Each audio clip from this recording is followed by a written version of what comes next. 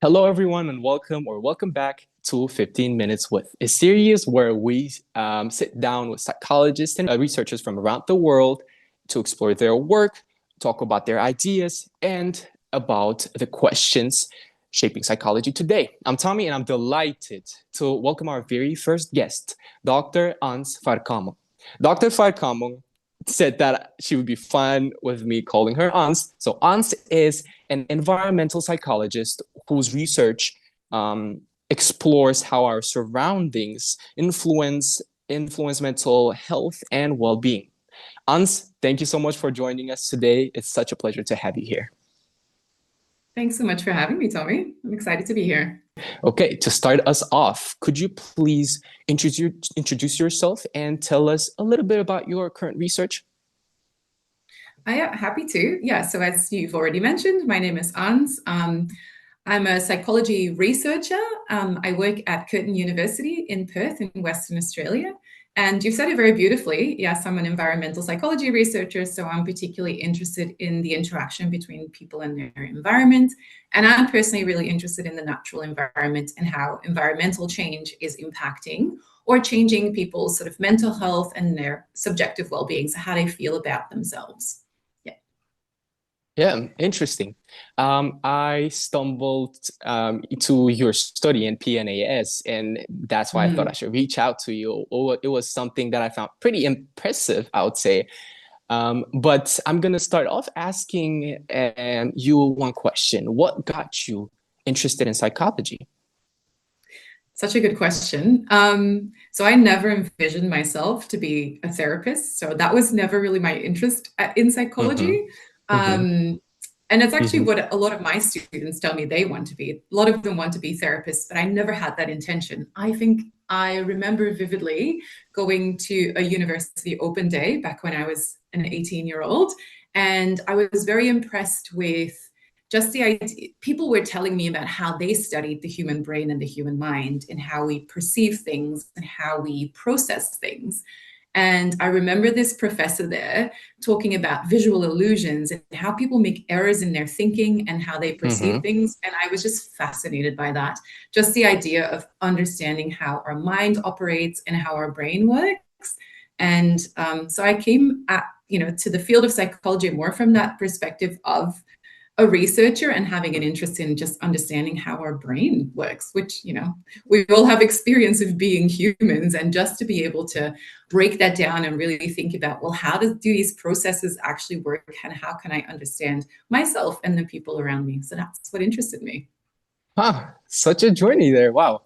Okay. What do you study? So yeah, I've been interested in lots of different topics in psychology, but for the past few years, as you said, my research has really focused on environmental change and particularly climate change, and to understand how it impacts people. We know that climate change is not just sort of a physical process, but it's actually something that really concerns people, and people have a lot of thoughts and feelings about it. And we know that that impacts people in their sort of daily lives, in the sense that they are concerned and they worry about their lives now and their livelihoods and the future of their children. And so trying to understand to what extent the process of climate change, and as it's happening now and as it's impacting people, how does that actually affect them on a day-to-day basis? So yeah, that's what I'm researching at the moment. Mm-hmm. Okay. Well, can you explain your research to a high school student? Like filling some gaps in and making things more accessible, as if you're explaining it to them. Of course.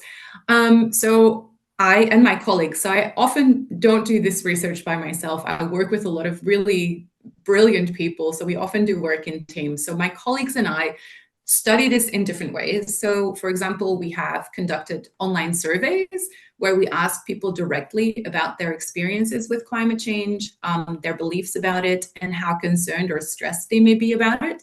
And then we also tend to ask them about their background. So like, where do you live and what's your age and your gender, et cetera. So that helps us understand how certain personal characteristics are then linked to how people think and feel about climate change and how climate change is impacting their lives. So that helps us understand that.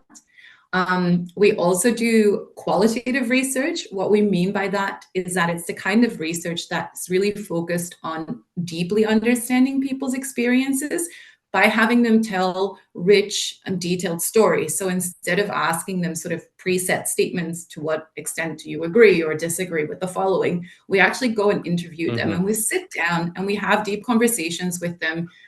And we really try to understand what underlies their, or like what underpins their experiences and how they're feeling about climate change, by asking them open-ended questions like, what worries you, or how do you cope with this?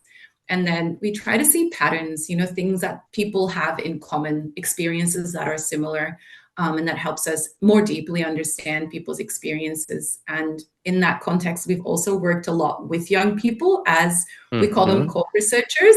So rather than research just being done by, kind of academics like myself, we actually work directly with young people who come on board to help design the research. And we call that participatory research, where it's really a collaboration between young people who are affected by climate change and then us as researchers to try and figure this stuff out together. So yeah, those are the kinds of things that we do.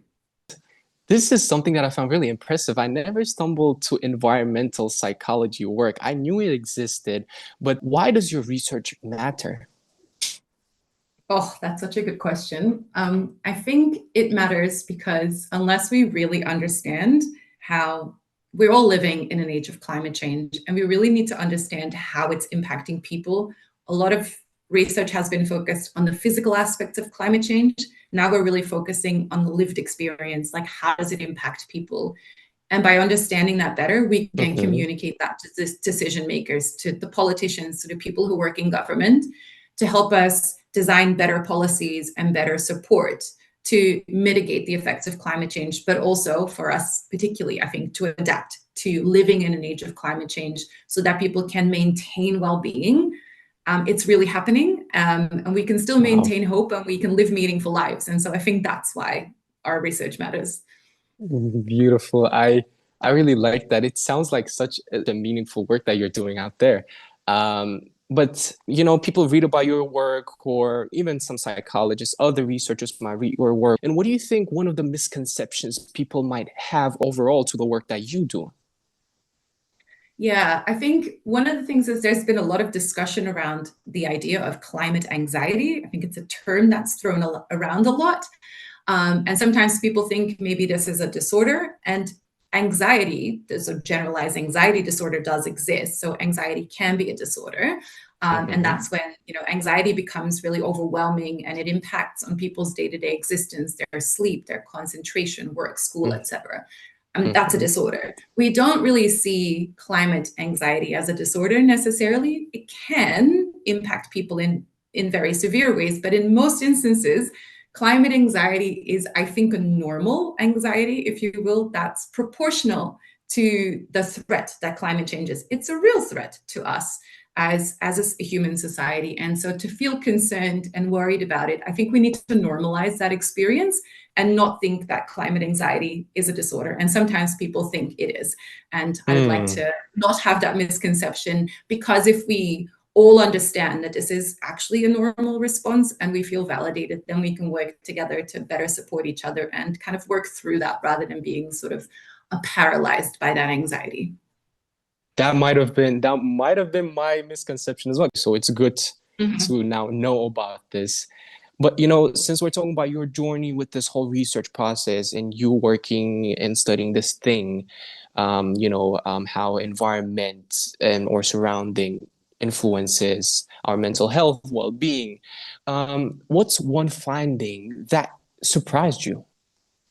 I had to think back to a study we did back in 2020, so quite a while ago. This was in the time of COVID-19. That's right. But we asked young people back in the UK how, sort of their experiences with the COVID-19 pandemic in terms of their thoughts and their emotions that they had and the agency they felt. So in terms of like what actions they could take to help sort of mitigate or help in general. And then we also asked them the same questions about climate change.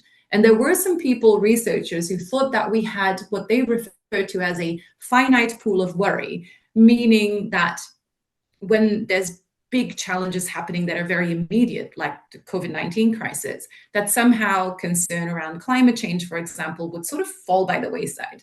But what we Mm-hmm. found, at least at the Mm-hmm. time, is that despite all of what was going on with COVID-19, young people were still very concerned about climate change, and they Hmm. felt a lot of guilt and responsibility around it, and it did not lessen Wow. because there was this other thing happening. And so I thought that was really interesting to think about how that concern and worry about climate change is something that's quite persistent and it just doesn't go away. And I think it's, as I said before, I think it's good. We should be worried because being worried helps us take action if we feel supported, which I think is another important part. Oh, wow. I started off being the ecology guy first. I was like, oh, I'm into environmental science. I mean, I'm discovering, I'm like, trying things out, to see what I want to do in life. So when I was doing it, it was like such a long while ago. I was like, what, ninth grader, 10th grader. And Yeah. it was this one program. And even in that program, it was even during the like 2019, 2018 times, it was since those times I see this whole consistency in actually caring about this. There are activists, there are people who create programs on it, do things about it. So that's something worthwhile to notice, and worthwhile to actually, see and say, hey, we still have the hope and we actually want to move, want to make some change, so that's good. Yeah. That's good to hear. Um, so what's one unanswered question in your field? Such a good question. I think we have a very good understanding now, or like a decent understanding of how people are responding to climate Mm-hmm. change and environmental change from a psychological perspective. Mm-hmm. But I think what's still missing Mm-hmm. is that next step. So really understanding how best to support people with their variety of responses. We know that people have a range of different emotional responses to climate change and how they're coping with it. And so figuring out the best ways to support different people having different experiences. I think that's sort of the next step. That's still a little bit unsure, unanswered. Yeah. Mm-hmm. Okay. Yeah, nice. And if someone is watching this video and wants to become a psychologist, what would you tell them? What's your message to them? I think personally, this is one of the most diverse fields of study that you can choose. There are so many different directions you can take this in. So I always tell my first year students that 95% of them want to be a clinician because they want to make a difference in people's lives, which is admirable and really great. What a wonderful motivation to start your university career. But I think psychology is a discipline that allows you to help people in all kinds of different ways. You can work in schools, in government, in Mm-hmm. hospitals, community sector. And it's not just the one-on-one therapy that helps people. Like there's so many different ways through research, through policy that you can make a difference. And there's, different subdisciplines in psychology, from social psychology, environmental psychology, so many different things. And so I think there's really a niche sort of market if you pretty much anybody. So yeah, I think it's a Mm-hmm. wonderful discipline. Thank you. Well said. Now that we're hitting the 50 minutes almost right now, I'm just going to do a lightning round for you. I'm Okay. going to start off now. Freud or Skinner? Skinner. Do I have Freud to explain or my Skinner? choice? Yep. Fair. No, we have to. This should be a lightning round. We just can stop at Okay. the answer and that's it. Okay, Favorite psychology brilliant. book? Oh, I don't think I have one. Um, my Oh, neuropsychology textbook, very influential. That really opened my mind. Yeah. what is it? What is it called? I don't remember. I just remember thinking, The your. wow, this is Oh, it's okay. fascinating. Yeah. Okay, coffee or tea? Coffee. Mm-hmm. Lab or field work?